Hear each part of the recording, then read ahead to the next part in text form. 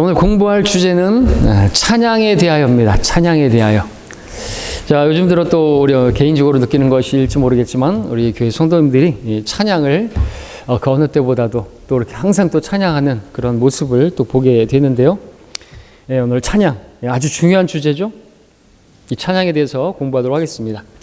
찬양이 무엇입니까? 찬양하다, 영어로 praise.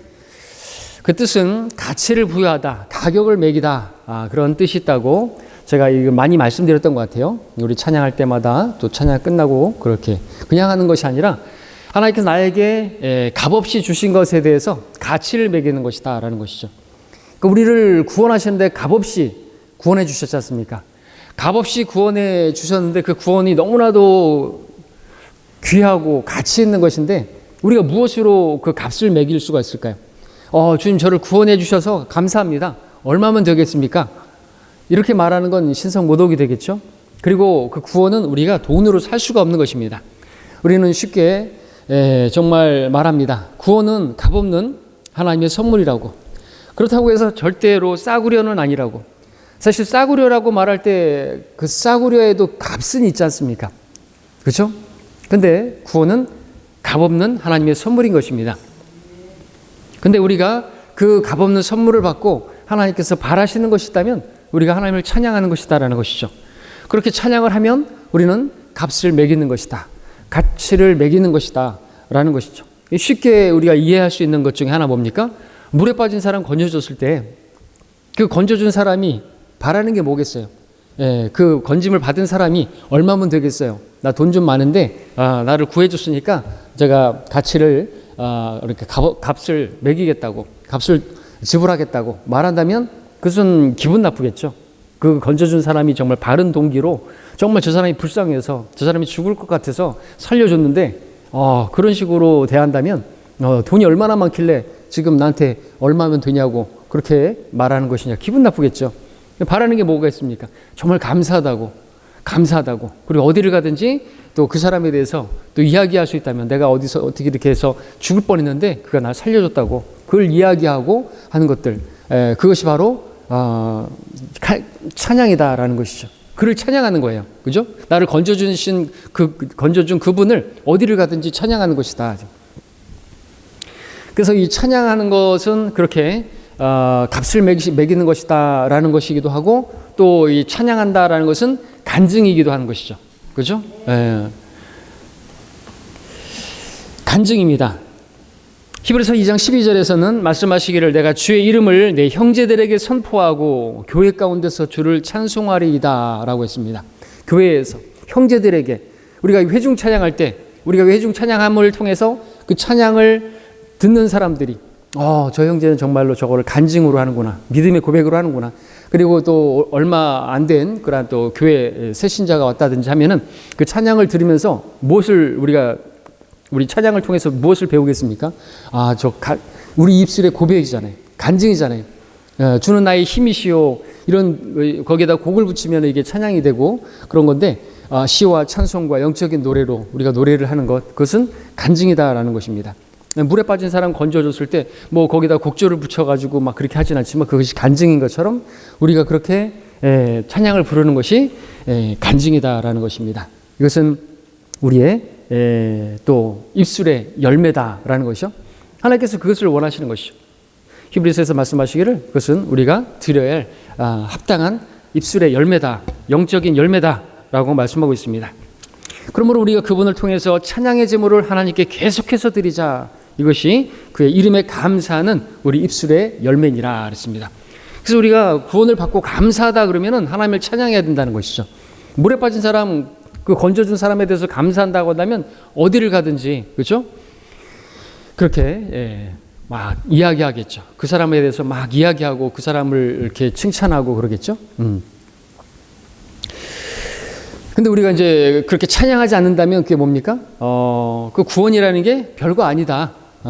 무척 가치 없는 것이다.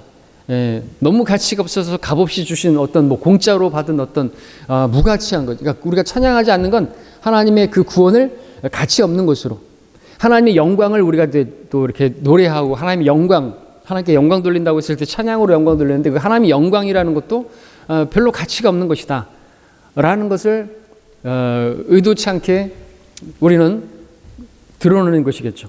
우리가 구원을 받았는데 내가 구원받았는데 그거 별거 아니다. 찬양하지 않으면 그렇게 된다는 것이죠. 하나님께 영광 돌리지 않는 것이고 하나님의 그 구원이나 하나님의 영광이나 하나님께서 나에게 주신 모든 그런 은혜들은 그럼 별거 아니다. 그 가치라는 게 별거 아니다. 그렇게 선포하는 것이나 마찬가지. 무언으로다가 선포하는 것이죠. 우리가 찬양 안 하면, 침묵하면, 그러나 찬양하면 가치를 매기는 거예요. 그 은혜가 귀하다라고죠. 그 구원이 귀하다는 것이죠. 하나님의 영광이 너무나도 위대하다는 것이죠. 그 가치를 매기는 거예요. 그러니까 우리가 그냥 하나님은 대단하시다, 위대하시다라고 말하지만 찬양을 하지 않으면, 입술을 열어서 찬양하지 않으면 우리는 아무것도 아닌 것으로 여기는 것이 된다라는 거죠. 신성 모독이라고까지도 말할 수 있겠죠. 그렇기 때문에 우리가 이 찬양이 무엇인지를 먼저 아는 것이 필요하겠습니다. 그래서 찬양은 지금 말씀드렸던 것처럼 가치를 부여하다, 가격을 매기다, 그리고 이것은 간증이다. 이것은 우리가 마땅히 하나님께 감사함으로 드려야 할 열매다. 이게 찬양인 것이에요. 그렇죠? 자, 하나님께서 우리에게 주신 것들은 정말 너무나 비싼 거죠. 돈으로 살 수가 없어요. 예. 그래서 우리에게 값없이 주신 것이죠. 근데 지금 또 갑자기 생각난 게 그 창세기 2장에서 주님께서 동산의 모든 열매, 선악과만 빼놓고 다 어떻게 먹으라고 했죠? 어떻게 먹으라고 했습니까? 마음대로 먹으라고. 영어로는 freely. 예, 마음대로 먹으라고 한 번역이 맞는 것이죠. 근데 거기서는 그 freely, 그를 값없이 먹으라고 그렇게 번역을 하면 어떻게 될까요? 그것은 말이 안 되는 거죠. 왜? 그때는 값을 매길 만한 어떤 화폐도 없고, 그런데 거기다가 너희들은 이 동산의 모든 것들을 값없이 먹으라고 그렇게 번역을 하면은 그것은 번역이 아니라 자기의 사견을 신학적으로 번역을 한 것이겠죠. 이거 제가 왜 말씀드리냐니까 표준 킹제임스 성경을 번역했다고 하는 윤경원이 그렇게 값없이 먹으라고 번역을 했다라는 것이죠. 그럼 말 앞뒤가 안 맞는 거예요. 뭔 값을 매겨요? 값을 지불할 수 있는 뭣도 없는데, 아담에게, 이브에게. 그런 식으로 그거는 번역이 아니죠. 그것은 자기 사견을 들어간 것이고 어느 신학적으로 그렇게 번역을 한 것이 되겠죠. 예, 또 오늘 우리 오전 성경 공부뿐만 아니라 설교에서도 또 우리가 보게 될 부분이 있는데, 성경에서 뇌물이라는, 우리 이제 출애굽기 23장을 보게 되는데 뇌물도 그래요. 우리는 성경은 뇌물이라고 번역을 했습니다. 근데 영어로는 그게 기프트예요. 기프트. 근데 우리 성경은 뇌물이라고 번역을 했습니다. 왜? 그걸 보면은 뇌물은 현명한 자의 눈을 어둡게 만들 것이고 왜곡되게 만들 것이기 때문에, 근데 그거를 영어가 기프트이기 때문에 어떻게 해야 돼요? 그 윤경원 같은 경우에는 어떻게 번역했는지 모르겠지만 직역을 해야 된다. 1:1 번역을 해야 된다 그러면은 기프트면은 선물이라고 번역해야 된다는 것이죠. 그러면 그 말이 안 되는 것이에요. 그런 게 한두 가지가 아니죠. 그걸 선물로 번역하게, 너는 선물을 받지 말라. 뇌물을 받지 말라고 말해야지 선물을 받지 말라. 그렇게 되면은 우리가 생일 선물도 받지 말아야 되고, 나는 선물 안 받아. 받지 말라고 했어. 선물을 받지 말라고 했어. 그렇게 해서 아무것도 받지 말아야 됩니까? 표킹은 어떻게 번역했는지 모르겠지만, 그 번역을 모르는 그러한 자가 그런 식으로 값없이라고 번역을 했는데 아주 웃기는 번역이 아닐 수가 없습니다. 자, 다른 얘기를 했는데, 하나님께서 우리에게 주신 것들은 값없이 주시는 것들이에요. 이거는 어떻게 값을 매길 수가 없기 때문에 그렇죠. 구원부터 시작해 보십시오. 성령님은 어떻습니까? 성령님을 우리가 돈으로 살 수 있습니까? 돈으로 살려고 했다가 망할 뻔한 사람이 있었죠. 누구예요? 말술사 시몬. 너는 내 돈과 더불어 망하라야지. 네가 성령을 돈으로 살 수 있을 거라고 생각했다 이거죠. 성령님을 근데 우리는 값없이 모시게 되었어요.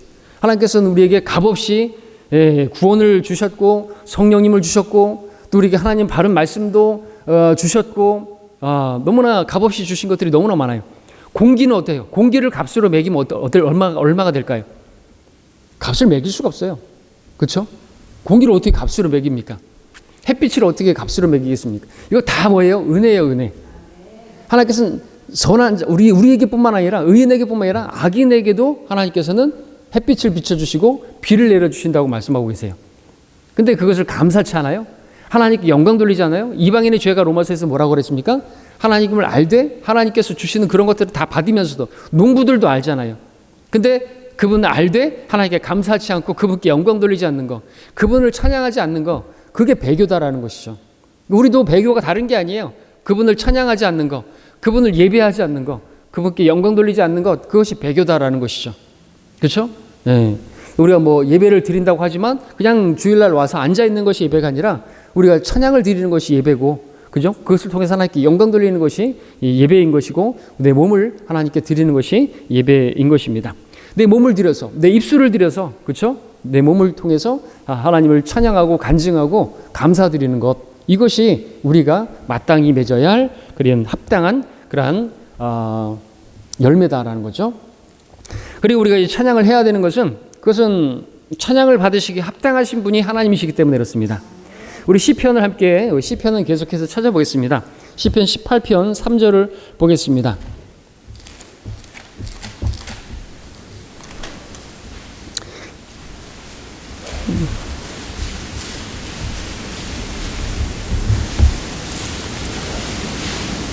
시편 18편 3절에 보시면, 내가 찬양을 받으시기에 합당하신 주를 부르리니 그리하여 내가 내 원수들로부터 구원을 받으리라 라고 말씀하고 있습니다. 예, 찬양을 받으시기에 합당하신 분이시다라는 거죠. 그러니까 우리는 사람을 찬양하지 않습니다. 그렇죠? 뭐 이만이라든지 그 뭐 문선명이라든지 자칭 재림주라고 하는 사람들은 찬양을 하고 막 그 노래 가사도 그렇게 이만희를 찬양하는 그런 찬양이 있지만, 그것은 가증스러운 것입니다. 겁이 없는 것이죠. 두려움이 없는 것이죠. 예, 그리고 막 어떤 교회에서는 목사를 막 찬양까지는 하지 않지만 목사를 너무 높여요. 그것은 가증한 것입니다. 그렇죠? 목사는 섬기는 자고 종인데, 목사 생일에는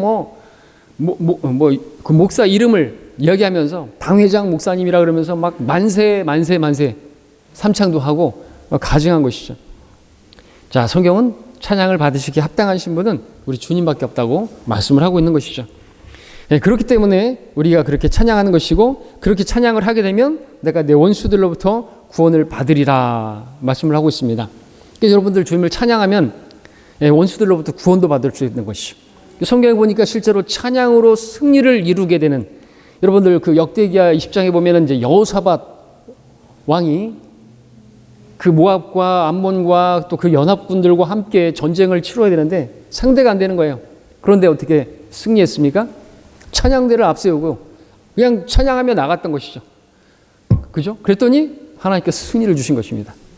그러니까 합당하게 행하니까, 그들이 합당하게 행하니까, 합당한 찬양받기 합당하신 분을 부르니까, 그리고 이 찬양이라는 게 뭐예요? 우리가 또 기도도 하지만 우리 찬양한다는 것은 하나님께서 이루어 주실 거라고, 그죠? 이 어려운 가운데서도 구원해 주실 거라는 것을 믿는다면 찬양하지 않겠습니까? 그러면 구원해 주시는 거죠. 이루어 주시는 것이죠. 그리고 우리 바울과 실라가 사도행전에 보니까 감옥에서도 찬양을 불렀죠. 기도하고 기도하면서 구해내 주실 것을 위해서 기도했는지는 모르겠지만 아무튼 찬양했더니 감옥의 문이 열리는 것을 보게 되지 않습니까? 그래서 이 말씀으로 또 적용해 본다면, 그렇게 찬양받기에 합당하신 주님을 부르니까 구원을 받게 되는 거죠. 구해냄을 받게 되는 것을 보게 된다는 것이죠. 그러니까 여러분들도 우리도 어떤 어려운 가운데서 구해냄을 받아야 되겠다. 내 기도 제목이 있다. 여러분들 기도할 뿐만 아니라 주님을 찬양해야 되는 거죠. 우리 또 빌립보서에서 말씀하시기를 아무것도 염려하지 말고, 그죠? 다만 기도와 간구로 감사함으로 하나님께 아뢰라 그랬잖아요. 그리하면 지각을 초월하는 하나님의 평강이 우리 마음과 생각을 지키게 되고, 그럼 우리는 자연히 어떤 열매가 맺어지죠? 마음이 평안이 오면 노래가 나오잖아요. 막 흥얼거리게 되잖아요. 무슨 세상 노래를 흥얼거립니까? 주님을 찬양하게 되겠죠. 주님을 찬양하게 되는 거죠. 그러면은 하나님께서 여러분들 기도 응답의 확실한 방법을 지금 말씀을 드리는 거예요. 성경에 보니까 그렇게 또 기도하고 그렇게 찬양으로 나가니까 하나님께서 구해 주시는 것을 보지 않습니까? 실제적인 공부지 않습니까? 그러니까 찬양할 때 마음으로 정말 감사함으로 그렇게 또 찬양을 해야 되겠죠.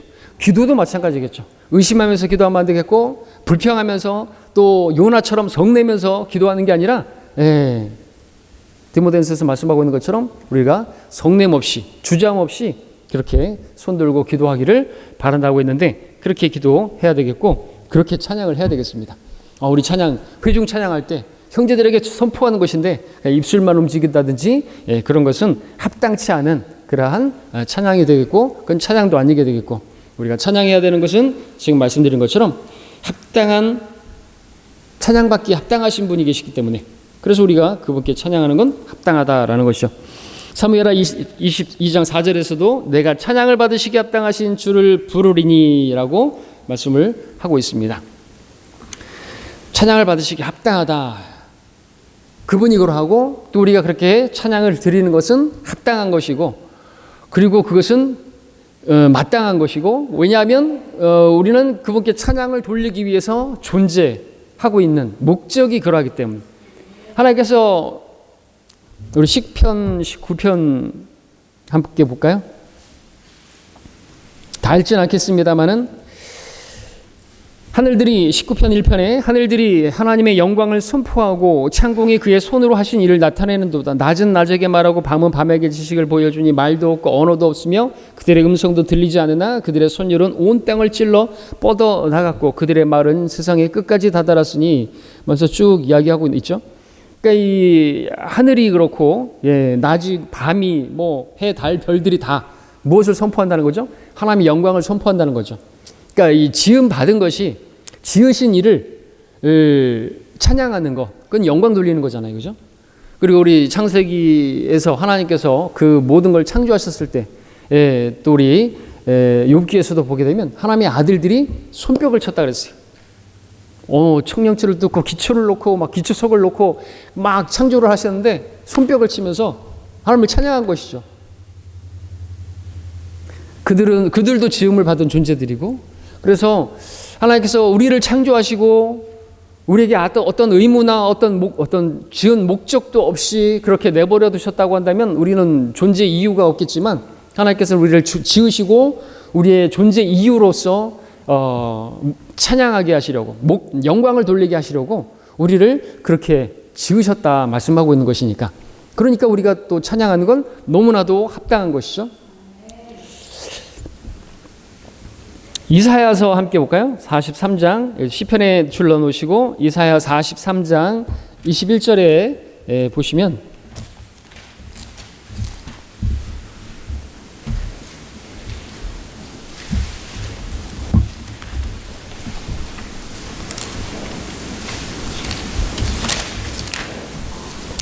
이사야 43장 21절에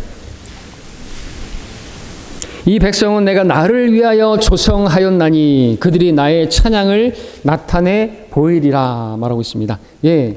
하나님의 영광을 위해서 창조된 것이, 하나님께서 그 이스라엘 백성들을 그렇게 구해내시고 이집트에서 그렇게 구해내시고 국가가 되게 하시고, 그러면서 계속 말씀하신 게 뭐예요? 너희는 계속 자손들에게 이야기하라 이거죠. 어떻게 하나님께서 그렇게 어떤 능력의 손길로 그들을 건져내 주셨는지, 그 종의 구속의 그 종의 그 속박에서, 이집트에서 속박에서 구해내셨는가, 그것을 계속해서 이야기하라고. 그게 뭐예요? 찬양하라고. 그래서 그걸 나타내 보이라고, 자녀들에게뿐만 아니라 이방인들에게도 그렇게 또 거룩한 하나님의 백성으로, 독특한 백성으로 그렇게 지으셨지 않습니까? 그래서 이스라엘은 주님을 찬양하는 것이, 그 찬양을 내보이는 것이 그들의 어떻게 보면은 존재 목적이다. 그들이 이집트에서 구원되어진 목적이다. 그죠? 그리고 그들이 광야에서 하나님을 경배하고 하나님을 섬기게 하실 목적으로 그들을 건져내 주셨는데, 그렇게 본다면 우리도 마찬가지죠. 우리도 지옥으로부터, 죄로부터 구원받았기 때문에 우리는 마땅히 해야 될 게 뭐예요? 주님을 찬양하는 것이라는 거죠. 에베소서 말씀을 함께 보겠습니다. 에베소서 1장.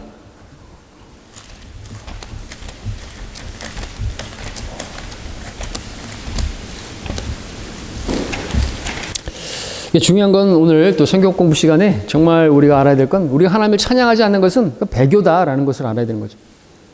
그 감사치 않는 것이고 영광 돌리지 않는 것이고, 그 이방인들이나 똑같은 것이, 여러분 노아의 날들에 장가가고 시집가고 심고 건축하고 먹고 마시고 그 자체는 아무런 죄가 아니잖아요, 그죠?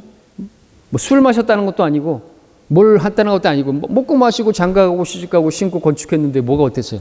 문제는 그들의 삶에 하나님이 없다는 거죠.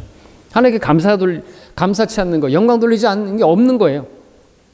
존재 이유도 없는 거예요.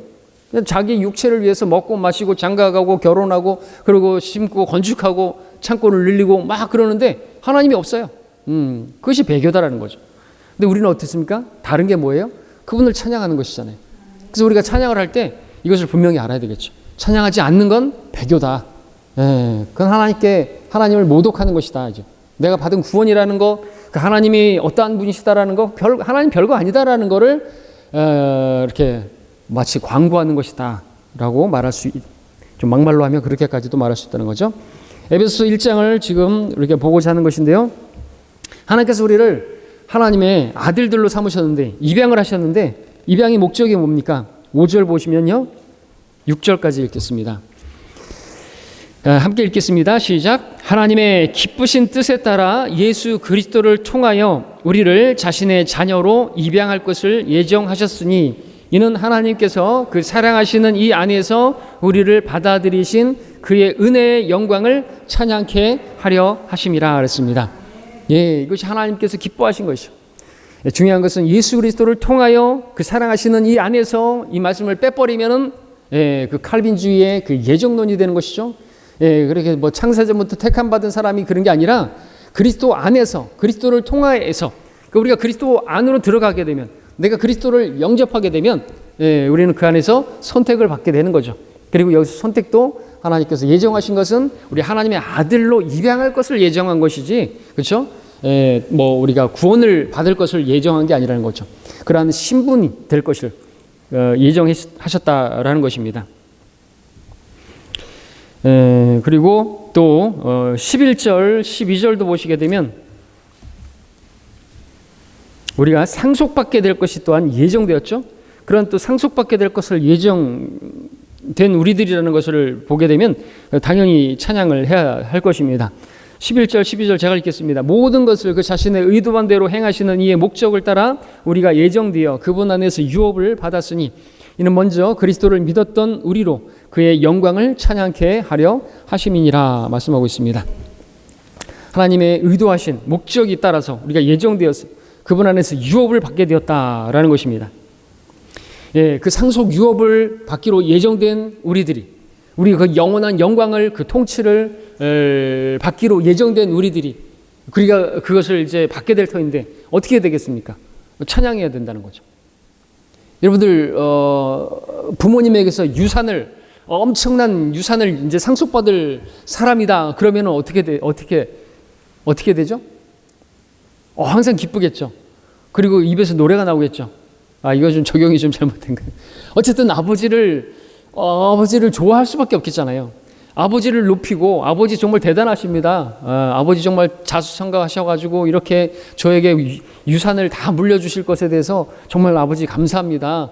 뭐 이렇게 말은 안 하더라도 우리가 그렇다는 거죠. 우리는 상속을 받을 그러한 사람들이에요. 그렇기 때문에 우리는 그분을 찬양하는 것이죠. 엄청난 영광을 우리에게 주실 것인데 우리가 그 입에서 찬양이 안 나오고 그분께 영광 돌림이 없으면 되겠습니까? 그것은 버르장머리 없는 것이겠죠. 배은망덕하신 것이겠죠. 자, 그리고 우리 13절 14절에도 보게 되면 우리 안에 성령께서 거하시는 것도 마찬가지 목적이다. 너희도 진리의 말씀 곧 너희 구원의 복음을 듣고서 그분을 신뢰하였으니 또 너희가 그분을 믿고서 약속의 그 성령으로 인침을 받은 것이니라. 이는 값주고 사신 그 소유를 구속하기까지 우리의 유업의 보증이 되사 그의 영광을 찬양케 하려 하심이니라 말씀하고 있습니다. 우리를 성령으로 내주케 하시고 우리의 구원의 영원한 보장도 허락하시고 이런 것을 통해서 이런 것을 우리가 알게 된다면 그분을 찬양하는 것이 마땅하게 되겠죠. 근데 그 마땅한데 그 찬양하게 하실 목적으로 이런 것들을 허락하셨다라는 것입니다. 마땅히 찬양해야 되는 거죠.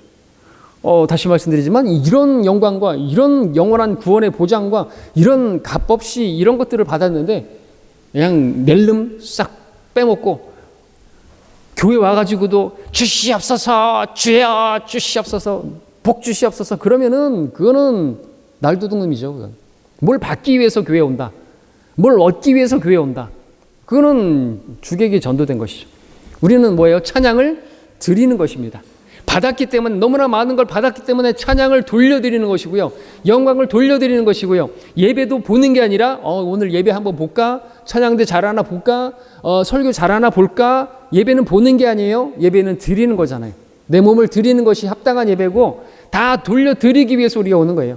기도도 드리는 것이고 찬양도 드리는 것이고 감사도 드리는 것이고 예배도 드리는 것이고 몸을 드리는 것이 다 받았기 때문에 드려야 된다는 거죠. 뭘 받기 위해서 온다. 이거는 이 배교예요, 배교. 그죠? 그러니까 우리는 주일날 그것을 분명히 알고 특별히 회중 가운데서 찬양할 때도 마찬가지입니다. 누가 찬양 잘하나 볼까?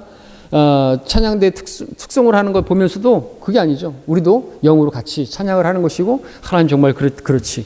찬양은 간증이니까 그 간증하는 것을 통해서 우리도 또 힘을 얻고 하나님은 정말 그러한 분이시지 하면서 우리도 마땅히 영광을 돌려드리는 것, 그 목적으로 그렇게 찬양을 하는 것입니다. 자, 그러면 이제 찬양의 결과에 대해서 한번 또 보겠습니다. 찬양의 결과. 아까 말씀드렸던 것처럼 여호사밧 왕이 그렇게 찬양으로 승리를 이뤘다고 말씀드렸잖아요. 우리 시편 50편 23절을 한번 볼까요? 시편 50편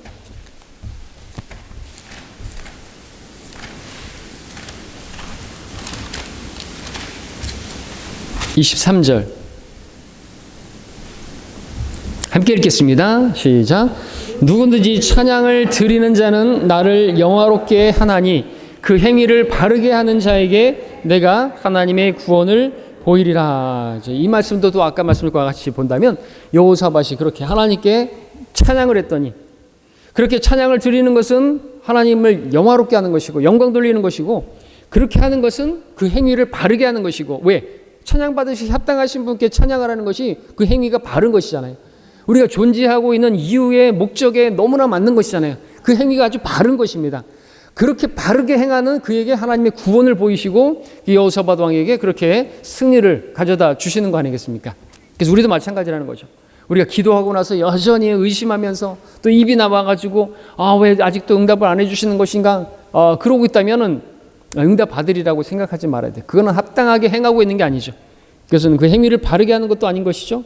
하나님의 구원도 여기서 구원이라고 하면 혼의 구원을 말하는 지옥에서의 구원을 말하는 게 아니라 우리가 시험 가운데서 구원, 어려움 가운데서 위기 가운데서의 그런 구원을 말하는 것이다라는 것을 또 말씀을 드릴 필요가 없죠. 근데 어떤 사람들은 구원 그러면 다 혼의 구원이고 지옥의 구원이고 빌립보서 2장의 우리 구원을 온전히 이루라는 그 구원을 온전히 이루라는 말도 다 혼의 구원이라고 사기치고 우리가 행위 구원을 가르친다고 그렇게 사기를 치는 작자들 있죠. 우리 교회에서 나가가지고 우리 교회 안에 있었을 때는 그런 말을 절대로 안 해놓고 뭔 그렇게 노림수를 가지고 그런 식으로 말을 하는 것일지 참 불쌍합니다, 인간이. 예. 자, 주님께서는 우리의 찬양을 통해서 영광을 받으신다. 영화롭게 되십니다. 그 찬양에는 또 우리가 이 곡절을 붙였지만은 거기에 하나님의 그 영광이 나타나고 그 하나님이 그 크신 하나님의 사랑, 그분의 그 어떤 우리가 표현할 수 없어가지고 바다를 먹물 삼고 하늘을 두루마리 삼고 그래도 다 기록할 수 없고 얼마나 대단하신 분이에요. 어제 이제 우리 구령 마치고 돌아오는 게 아이가 그랬다 그러죠. 하나님 얼마나 크세요? 하나님 얼마나 커요? 그죠? 네. 하나님께서 땅을 발판으로 사주고 하늘을 그냥 그 지붕으로 삼으시고 얼마나 크신 건가요? 그걸 어떻게 말로 표현 못 하는데 우리 찬양에 바로 그런 것이 하나님이 어떤 분이신지가 다 들어있지 않습니까? 그 함축되어 있는 거죠. 그래서 우리가 찬양하는 거는 정말 그분을 영화롭게 되는 거예요. 그거 찬양보다도 그분께 온전한 영광을 돌리는 것이 있을까요? 디엘 무디 목사님인가 그 전에 한번 설교 전에 말씀드렸던 적이 있었죠. 목사님 그 설교하고 계시는데 그 설교를 통해서 하나님께 영광 돌리고 계시는데 하나님께서 한 가지만 하라고 하시면 뭘 하시겠습니까? 찬양 만약에 설교하는 것과 기도하는 것과 또 찬양을 하는 것과 이런 것 중에서 무엇을 하시겠습니까? 그랬더니 자기는 주저없이 나는 찬양하겠다. 찬양만 하겠다. 왜 그러냐 했더니 이 설교하면은 우리 성도님들이 얼마나 하나님께 또 영광 돌리고 그 하나님 영광을 보지 않겠습니까? 또 기도를 통해서 하나님의 일이 이루어지니까 하나님께서 그 이루어지는 일들을 보면서 얼마나 영광을 받으시겠습니까? 근데 이제 그 목사님 얘기하는 게 뭐예요? 설교를 통해서 내가 하나님을 영광 돌릴 수도 있겠지만 거기에는 나의 영광도 들어갈 수 있고 내가 설교를 또 뭐 잘하면은 또 내가 어떤 높아지려고 하고 나를 드러내려고 하는 것들이 있을 수 있고, 기도도 마찬가지고 거기에 내가 노리는 것도 있고 내가 원하는 것들을 추구하는 것도 있고, 기도를 통해서 얼마든지 우리 주님을 찬양할 수 있고, 기도를 통해서 얼마든지 주님께 감사드릴 수 있고 할 수 있겠지만, 그 기도에서마저도 나의 어떤 것들을 이기적인 동기가 들어있고 그런 것들이 있다 이거죠. 그러나 찬양은 그런 게 전혀 없다라는 거죠. 그래서 나는 찬양만 하겠다.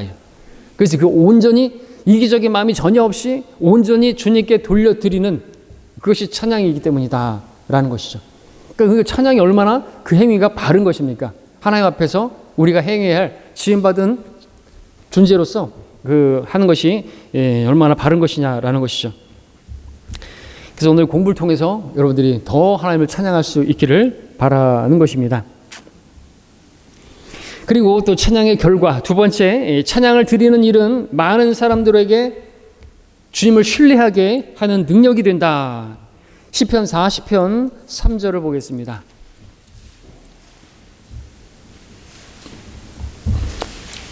함께 읽겠습니다. 시편 40편 3절 시작.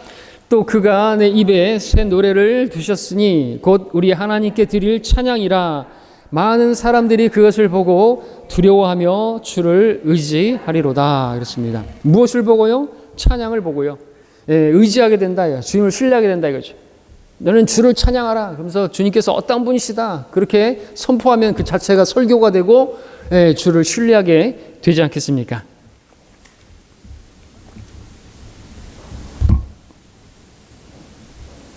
그리고 우리가 이렇게 늘 찬양을 하게 되면 찬양을 보는 사람들이 저 사람은 뭐가 그렇게 신이 나서 뭐가 그렇게 기뻐서 저렇게 찬양을 늘 하는 것인가, 그렇게 물어보지 않겠습니까? 그렇죠? 그렇게 물어보면서 도대체 네가 믿는 하나님은 어떤 분이시길래, 야 나는 힘들어 죽겠고 나는 정말 사는 게 재미가 없는데 너 뭐 그렇게 흥얼거리고 콧노래를 부르냐, 뭐가 그렇게 그러냐, 그러면서 그죠? 결국에 그도 주를 신뢰하게 되고 주님을 믿게 되는 결과가 어디서부터요? 찬양을 통해서 나타나지 않겠습니까? 정말 힘들게 살아가는 세상에서 정말 우리가 항상 기뻐하고 모든 일에 감사하면서 그래서 주님을 찬양한다고 한다면 다른 사람들이 주님을 신뢰하게 되는, 또 구원받게 되는 그러한 역사가 바로 찬양이 이루어내는 또 결과다, 열매다라고 한다면 우리가 찬양을 하는데 주저하지 말아야 되겠습니다. 네 번째로 세 번째로 찬양은 결과는 찬양할 때 주님께서 거하신다. 우리가 이 찬양할 때 회중에 찬양할 때도 마찬가지겠죠. 내가 주님을 찬양할 때도 마찬가지겠죠. 우리 지금 신약 시대에는 하나님께서 항상 우리와 함께 거하시지만 우리 함께 시편 23편을 보겠습니다. 시편 22편 3절.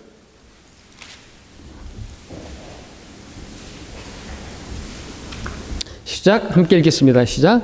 이스라엘의 찬양 가운데 거하시는 오 주여 주는 거룩하시나이다 라고 말씀합니다. 주께서 거룩하신 분입니다. 또 우리가 이 거룩한 회중으로 세상에서 분리되어 가지고 우리가 주님을 찬양한다고 한다면 그 거룩하게 된 무리 가운데서 주님께서 또한 거룩하신 주님을 나타내 보이시겠죠. 네. 우리 두세 사람이 주님의 이름으로 모여서 그 가운데 함께 하시는데 그 가운데서 우리가 주님을 정말로 찬양한다고 한다면 우리는 주님의 임재를 보게 되는 거죠. 그리고 주님을 찬양함을 통해서 우리는 거기서 하나님의 영광, 그분의 신실하심, 그분의 의로우심, 공의로우심, 그분의 어떠한 것들을 우리가 보게 되니까 주님을 만나게 되는 것이지 않습니까? 신비주의적인 방법으로 어디 기도원에 가서 막 부르짖고 그렇게 해서 보는 것은 가짜고, 우리가 이렇게 주님을 말씀을 통해서 또 기도를 통해서 또 우리가 보는 주제처럼 찬양을 한다면 우리 주님의 임재를 경험하게 되는 것이죠. 그러한 것들에서 우리가 어떤 느낌을 받는다? 성경적인 느낌이 되겠죠. 나와 함께 하심을 확신하게 되는 말이죠. 자, 그렇다면 이제 다음으로 이 찬양이 어떻게 나오는지 함께 보도록 하겠습니다. 어떻게 나오는가? 우리 시편 150편 6절을 보겠습니다. 거의 마지막에 시편에서 막 주를 찬양하라. 이제 이거 이제 히브리어로 히브리어로 하면은 주를 찬양하라가 이제 할렐루야가 되는 거죠. 주를 찬양하라, 주를 찬양하라 계속 나오고 있는데 150편에서도 시작이 주를 찬양하라라고 말하고 있고 너희는 성소에서 지금 하나님을 찬양하라 말하고 있고 그 건능의 창공에서 그를 찬양하라 말하고 있고 그러면서 150편 6절에 마지막에서 호흡이 있는 모든 것들로 주를 찬양케 하라. 너희는 주를 찬양할지어다 라고 하면서 시편이 끝나고 있습니다. 시편, 시로 또 영적인 노래로 또 곡조를 맞춰서 그렇게 찬양하는데 호흡이 있다면 호흡으로 찬양하는 것이죠. 그러니까 찬양은 호흡으로 하는 거예요. 호흡. 그리고 복식 호흡으로 해야 찬양을 잘하고 오래 할 수 있죠. 목으로 찬양을 하게, 제가 찬양을 못 해갖고 목으로 찬양하니까 몇 곡 하면은 목이 아파가지고 못 하는데 누가 그러더라고요. 복식 호흡을 해야 된다고. 그게 무슨 소리냐 했더니 누워가지고 이렇게 찬양을 하면은 자연스럽게 복식 호흡하게 된다. 뭐 그런 얘기하면서 그러니까 정말 목이 안 아프던데 그래서 다른 얘기고 어쨌든 여기서 보니까 찬양을 어떻게 하는 거예요? 호흡으로 하는 거라는 거죠. 그러니까 말을 해야 되는 거예요. 물론 뭐 속으로 하는 것도 찬양이 될 수 있겠지만 우리가 실제로 이 찬양이라고 찬송이라고 했을 때 찬송을 한다라고 했을 때는 호흡을 통해서 나오는 것이다 라는 것을 말씀을 드리고요. 또 찬양은 어떻게 나오는 것인가 우리 시편 119편으로 보면 119편 171절을 보면요.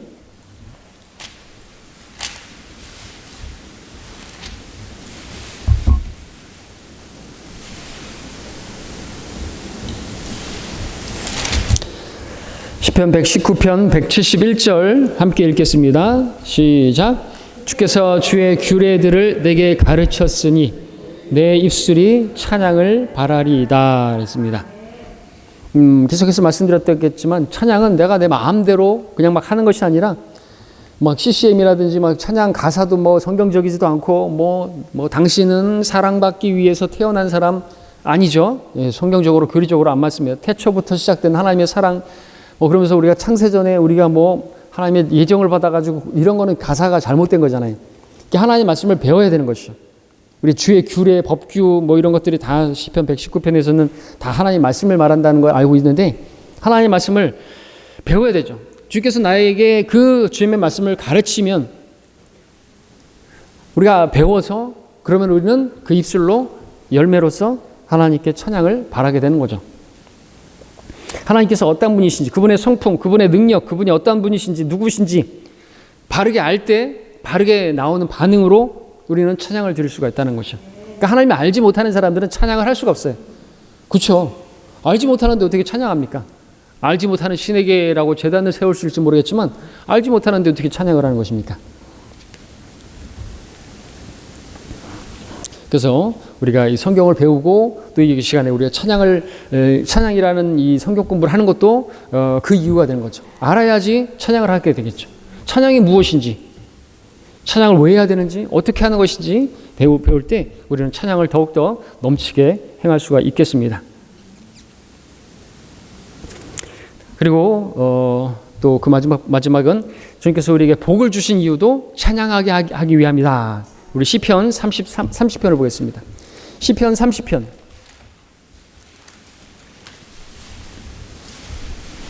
11절 12절 그래서 여러 가지 마찬가지죠. 하나님께서 나에게 정말 복을 주셨습니다. 복음을 주셨습니다. 구원을 받았습니다. 값없이 선물을 받았습니다. 어떤 것이든 간에 그런 목적이 뭐냐 이거죠. 우리 함께 읽죠. 시편 30편 11절 12절 시작. 주께서 나를 위하여 나의 슬픔이 춤이 되게 하셨으며 주께서 나의 베옷을 벗기시고 기쁨으로 띠를 둘러 주셨나이다. 이는 나의 영광이 주께 찬송하며 잠잠치 않게 하려 하심이라.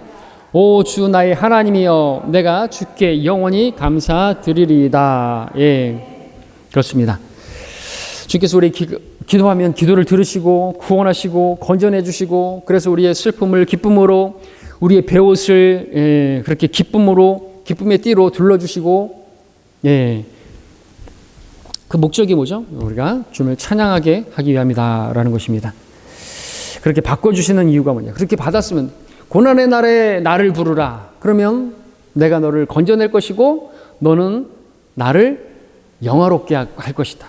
너는 나를 찬양할 것이다.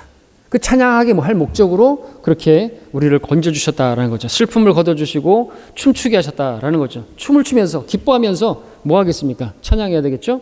여기서 보니까 또 잠잠치 않게 하려 함이라. 영원히 감사를 드리라. 자, 그래서 마지막으로 어떻게 찬양해야 되는가? 우리는 계속해서 항상 기뻐하라는 말씀처럼, 쉬지 말고 기도하라는 말씀처럼 찬양 역시나 언제나 늘 해야 한다라는 걸 마지막으로 말씀을 드리고 마칩니다. 34편 1절을 보겠습니다. 시편 34편 1절입니다. 함께 읽겠습니다. 시작. 내가 항상 주를 송축하리라. 그를 찬양함이 계속해서 내 입에 있으리로다 라고 말하고 있습니다. 찬양은 우리가 계속해서 드려야 될 거죠. 사실 우리가 이 주일에 모여가지고 찬양 몇 곡 부르고 말고 그것만이 아니라 우리가 계속해서 드려야 한다라는 것이죠.